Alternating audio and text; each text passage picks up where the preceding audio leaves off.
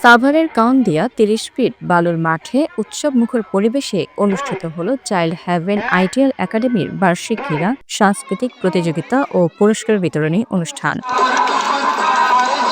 মঙ্গলবার সকালে বেলুন উড়িয়ে চাইল্ড হ্যাভেন আইডিয়াল একাডেমির প্রতিষ্ঠাতা ও প্রধান শিক্ষক হাফেজ আহমেদ খান এর সভাপতিত্বে অনুষ্ঠানের প্রধান অতিথি হিসেবে উপস্থিত ছিলেন কাউন্দিয়া ইউনিয়ন বিএনপির সিনিয়র সভাপতি আক্তার কবিরাজ। মনে করো যেন বিদেশ ঘুরে মাকে নিয়ে যাচ্ছি অনেক দূরে। নদীর কাছে গিয়েছিলাম মাছে তোমার কাছে, হাত দিও না আমার শরীর ভরা বোয়াল মাছে। নদীর জলে বেশি বেশি ডুব দিও না কেউ, ঠান্ডা লাগে জ্বর যদি হয় ভুগতে হবে। আয় ছেলেরা আয় মেয়েরা ফুল তুলিতে যাই, ফুলের মালা গলায় দিয়ে মামার বাড়ি যাই। প্রধান অতিথির বক্তব্যে তিনি শিশুদের শারীরিক ও মানসিক বিকাশে খেলাধুলার গুরুত্ব তুলে ধরেন। শিক্ষা যেমন জাতি মেরুদণ্ড, খেলাধুলা সংস্কৃতি হলো দেহ মেরুদণ্ড। শুধু একটা বাচ্চা শিক্ষিত হইলো কিন্তু কোনো খেলাধুলা করলো না, শরীর চর্চা করলো না, সাংস্কৃতিক অনুষ্ঠানের সাথে জড়িত থাকলো না, তাহলে ওই বাচ্চাটা তো একসময় মানসিক প্রতিবন্ধী হয়ে যাবে।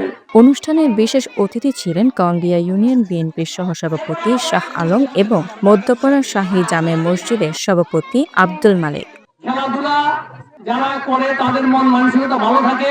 অভিভাবকদের বলবো আপনাদের বাচ্চাদের আপনারা অবশ্যই খেলাধুলার প্রতি উৎসাহিত রাখবেন, তাহলে তার মন ভালো থাকবে, শিক্ষার প্রতি দৃষ্টি আকর্ষণ ভালো থাকবে।